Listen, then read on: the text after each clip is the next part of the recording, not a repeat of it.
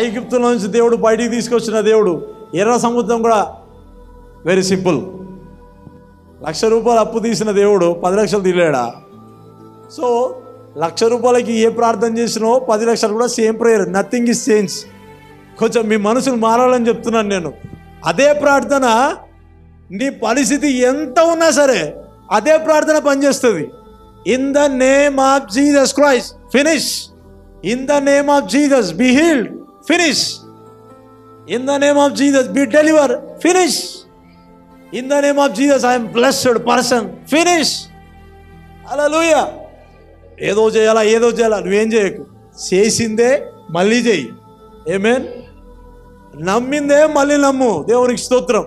So మోషే ఇక్కడ ఆలోచన చేస్తున్నాడు.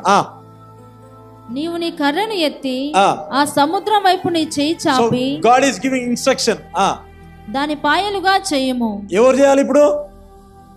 అందరం చూడండి. ఎవరు చేయాలా? మోషే ఎవరి కోసం వెయిట్ చేస్తున్నాడు?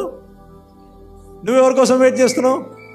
ప్రార్థనలో ఉండి ప్రభువుని కనిపెడుతున్నావు. ఓకే, తప్పని నేను అన్నా, but there are some scriptures ఉన్నాయి.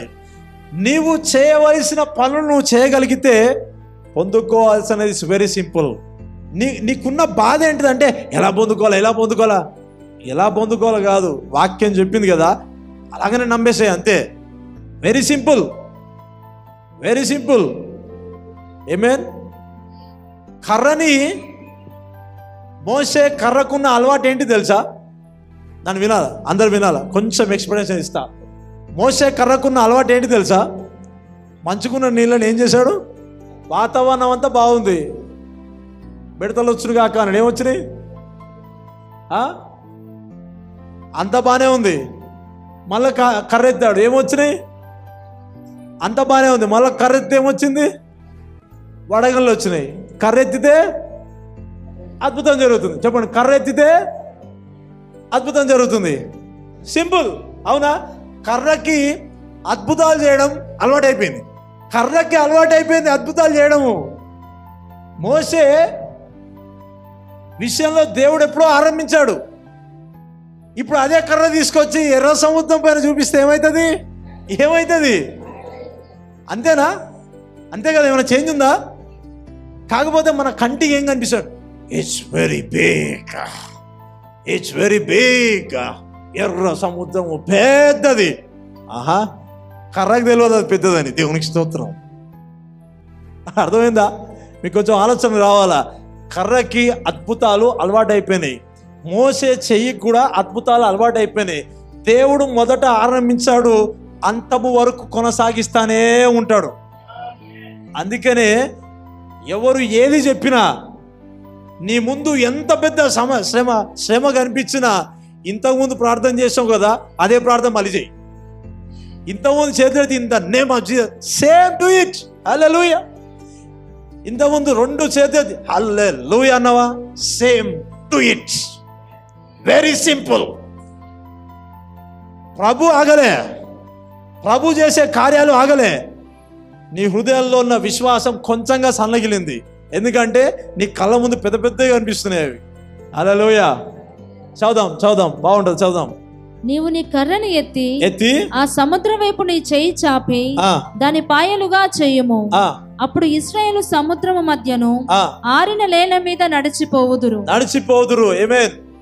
ఇదిగో నేనే ఐగుప్తుల హృదయములను కఠినపరచుదును, వారు వీరిని తరుముదురు. ఎవరిని? వారు వీరిని తరుముదురు. ఓకే. నేను ఫరో వలనను, అతని సమస్త సేనల వలనను, అతని రథముల వలనను, అతని గుర్రపు రౌతుల వలనను నాకు మహిమ తెచ్చుకొందును. అంటే దేవుడు సిద్ధంగా ఉన్నాడు. ఏం చేయడానికి? ఎర్ర సముద్రమును పాయాలు చేయడానికి సిద్ధంగానే ఉన్నాడు. ఉన్నాడా లేదా?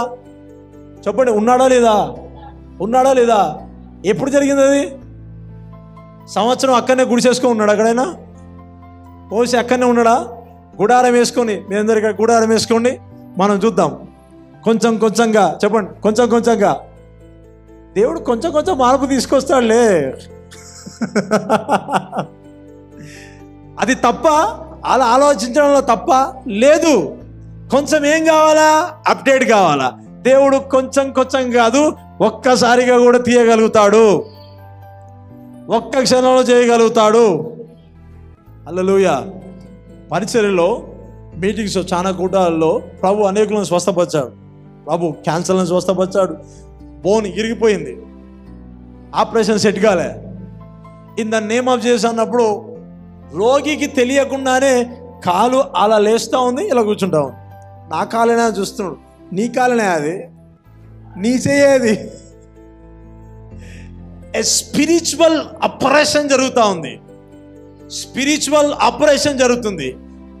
నువ్వు నమ్మకపోవచ్చు, బట్ ఐ బిలీవ్ గాడ్. హల్లెలూయా. అది జరగకుండాను నేనేం నమ్ముతా అంటే ఇప్పుడే జరగాలి. My faith is now.